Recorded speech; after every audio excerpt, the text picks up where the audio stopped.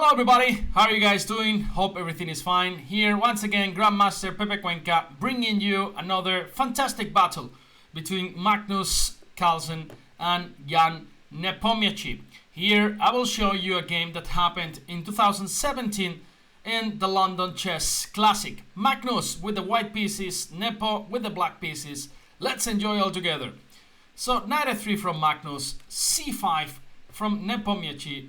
And here Magnus goes for an unusual move, which is c3. Of course the main line is c4 or even e4, transposing to a Sicilian defense. But Magnus goes for c3, very humble move.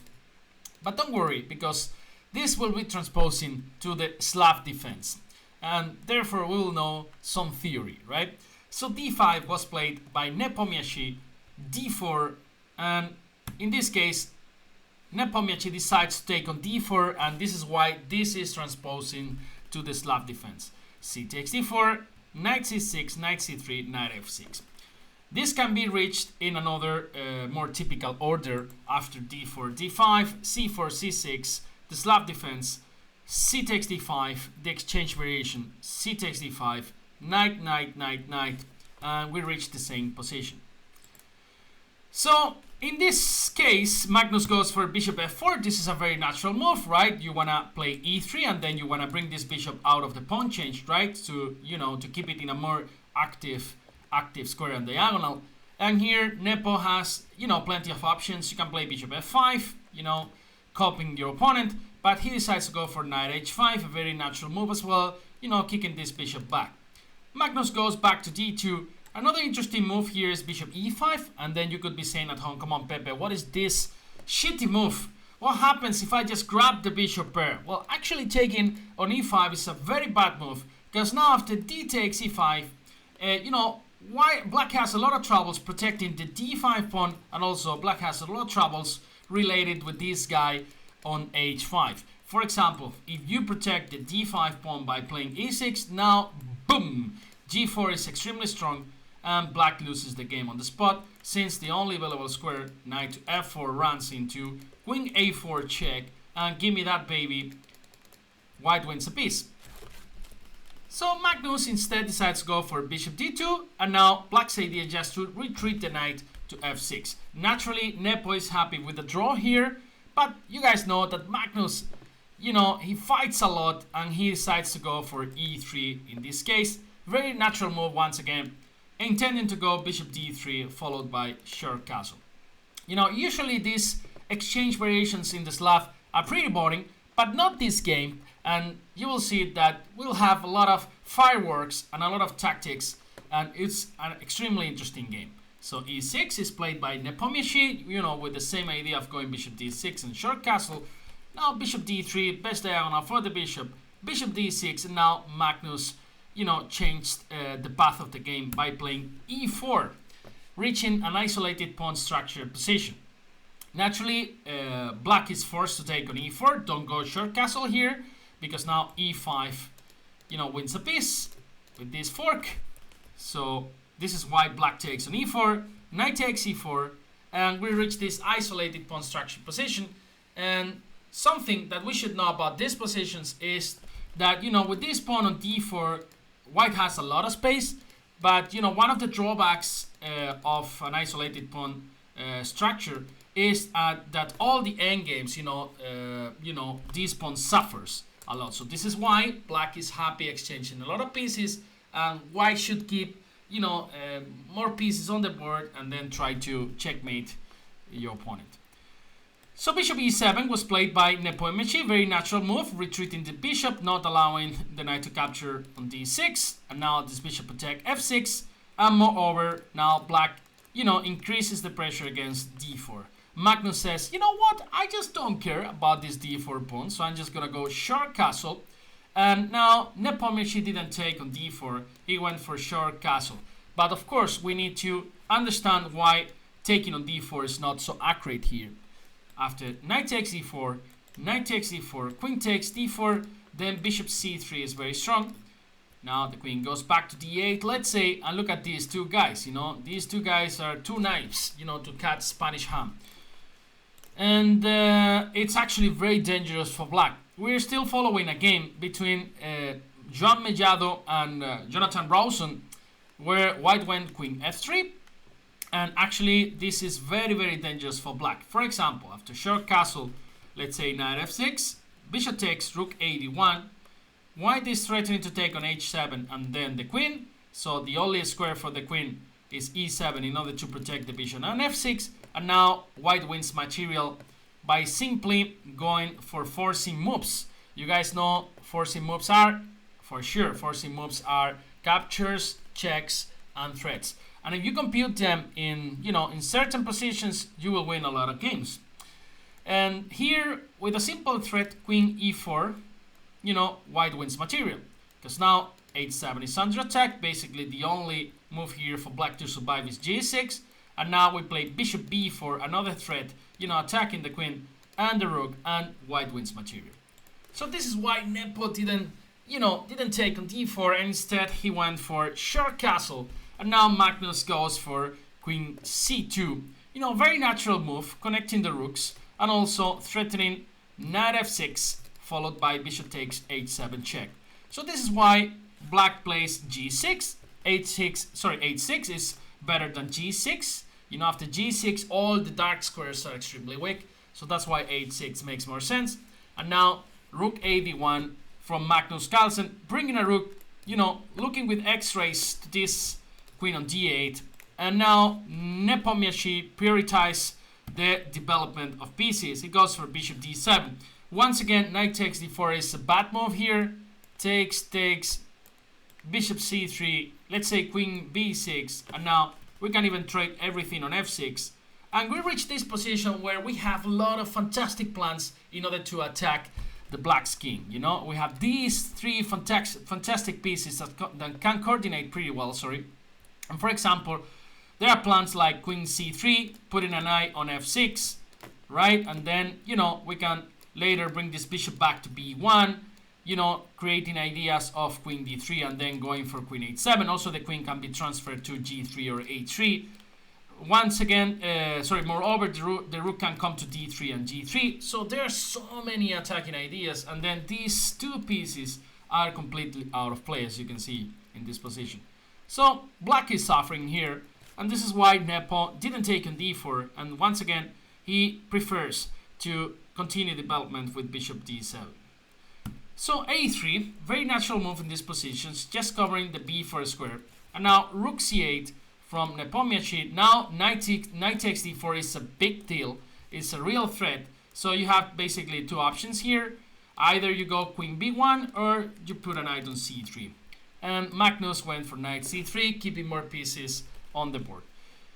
Now Nepo says, you know what? Yeah, you have a beautiful coordination of pieces, but I'm gonna start, creating counterplay on the queen side. My plan is very simple. I wanna push b5 and then b4. So what are you gonna do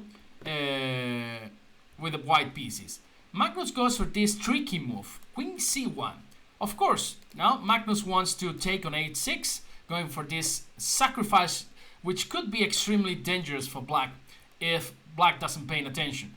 Right, because now after bishop takes, pawn takes, queen takes, then the knight is coming to g5, another knight to e4. There are so many nasty attacking ideas. But now Nepomniachtchi goes for a very humble and effective move, a nice prophylactic move, which is rook e8. Very humble move, but the idea is very strong. Now bishop h6 is actually pretty dubious, because after g takes h6, queen takes h6, now we see the point of rook e8.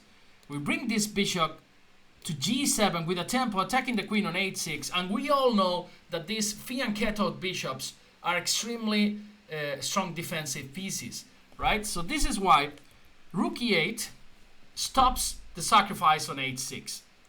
So therefore Magnus plays rook e1, bringing a rook to a semi-open file, and now bishop f8 was played by Nepo. Bishop f4, we cannot take on h6, as we just explained, so Magnus improves the position of this bishop. And now Nepo starts creating counterplay on the queen side. And we see that the queen on c1 is not in a very good square, right? It's not in a very good file, because now after b4 this, could be in trouble. So this is why Magnus improves a little bit the position of this queen, bringing it to d2, and now b4 for Nepo, a takes b4, and knight takes b4. And it looks like black is getting a great position. Now black has a nice blockade on the d5 square, and also black is, attacking this bishop on d3.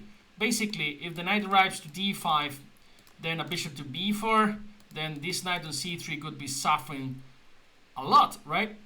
So Magnus here, takes, let's say, a controversial decision, allowing black to capture the bishop on d3, and he goes for knight e5. But Magnus wants to start an attack already against the black king. So knight takes d3, queen takes e3, and this pawn is attacked, so this is why Nepo decides to go for a5, and now Magnus goes for a very strong move, which is queen to f3. The queen on g3 is not so well placed because there is some knight h5 ideas, but the queen on f3 is a very strong move, because now, we have so many nasty ideas, including d5. The queen on f3 supports this break, and of course, if this file gets open, the queen on d8 could be in real trouble. And also, we have some bishop h6 ideas in mind, because now the knight on a5, and the queen on f3 are coordinating pretty well against the pawn on f7. So here, Nepo goes for bishop b4, which is inaccurate according to the engines. We always say that it's extremely easy to talk from outside, right? We are in our home, following the broadcast, Peter Leko talking, Tanya Sachtet talking, and then we all have our bar, right? Our engine that tells us how to play, yeah? But of course, chess is an extremely complex game. And even the best players in the world, they make a lot of mistakes. And this is actually the beauty of chess, right? So the best move, according to the engines, is queen e7. But now you tell me, what kind of human being plays this queen e7, right? Now with this d5 idea in mind, this rook on e1, looking to that queen on e7, it's so hard to go for queen e7. The point is, you gotta protect the f7 pawn. So now, after bishop b4, Magnus had a fantastic tactical shot in this position that he didn't go for, and Magnus went for rook e3, which is a very nice move. It's you protect the c3 knight, and then you're also planning to bring a rook to the attack. But bishop h6 was extremely strong in this position, and then let's try to understand why. So first of all, we need to analyze g takes h6, and second, we need to analyze bishop takes c3 intermediate move.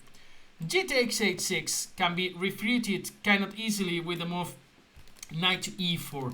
The point is, black cannot take on e4 because of queen f7, followed by knight g6 mate, right? I'm going to show you in the board for those who are beginning. And if you go back to the bishop with the bishop to e7, now we have this fantastic bomb. Boom! Ra-ta-ta! d5. Black can never take with the knight because of queen takes f7. And after e takes d5, boom! Rook takes d5, wins the game on the spot. We have so many nasty ideas. Rook d7 followed by queen f7, knight f6 followed by rook d7, blah blah blah blah. Black can resign here. But what happens after, g takes h6, knight e4, what happens if black takes first on c3? This makes a lot of sense because now there is no knight coming to e4, right? So b takes c3, g takes h6, and this is probably what Magnus didn't see that clear, right, for white, because it is not that clear. I mean, engines are engines, yeah, we're humans. So here it looks like white is much better after, the accurate queen g3, king f8, and then rook d3, in order to go rook f3, queen f4 ideas, and black's position is about to collapse. Very tough, right? So Magnus instead went for rook e3, and now black took on c3, b takes e3, and now Nepomniachtchi, goes for a nice defensive maneuver. He goes for bishop a4 in this position. It's important to note that after knight d5, which looks very strong, we have this great move, bishop h6, using once again the tactics against f7.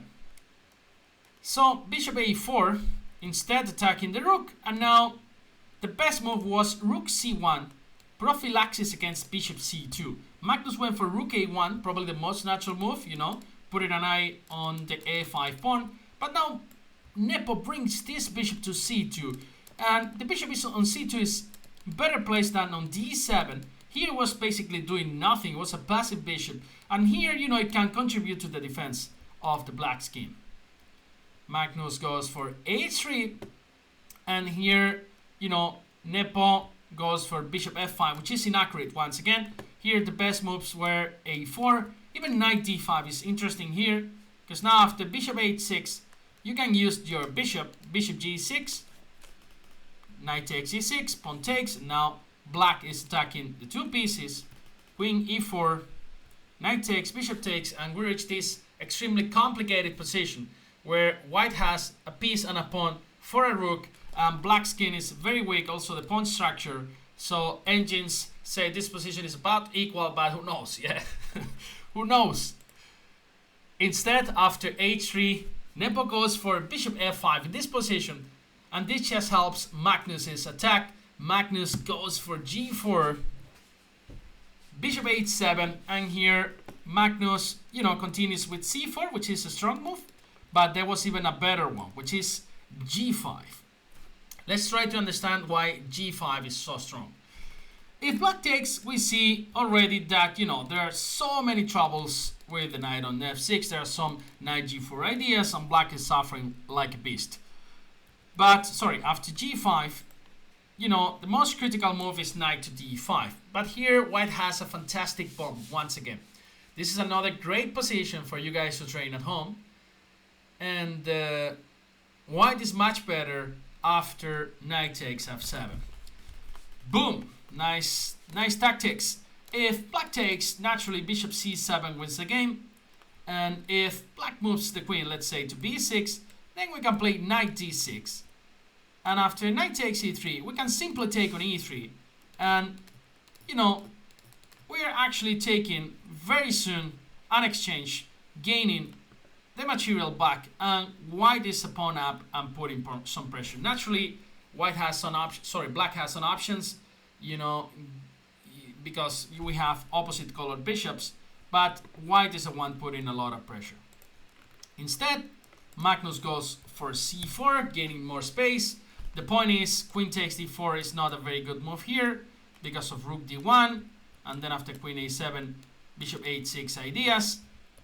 But after c4, Nepo, you know, goes for knight d7, trying to defend this position. And Magnus here, you know, it's too greedy, and he goes for knight c6, aiming to capture this pawn on a5, which is inaccurate. The best move here was c5, and then reaching this position where white is one putting pressure because of this pass pawn and a more active bishop. But Magnus goes for knight c6, and here Magnus's troubles start. Queen f6 for Nepo, knight a5, looks like white's a pawn up, and it is a pawn up. But after knight b6, black is gaining some material back. Now it's not easy to protect the c4 pawn. For example, you go rook c1, I can now take on d4, and here probably Magnus can play rook a3 and then reach this, you know, equal position, right? But instead he goes for c5, and then this runs into boom, rook takes c5 from Nepomniachtchi.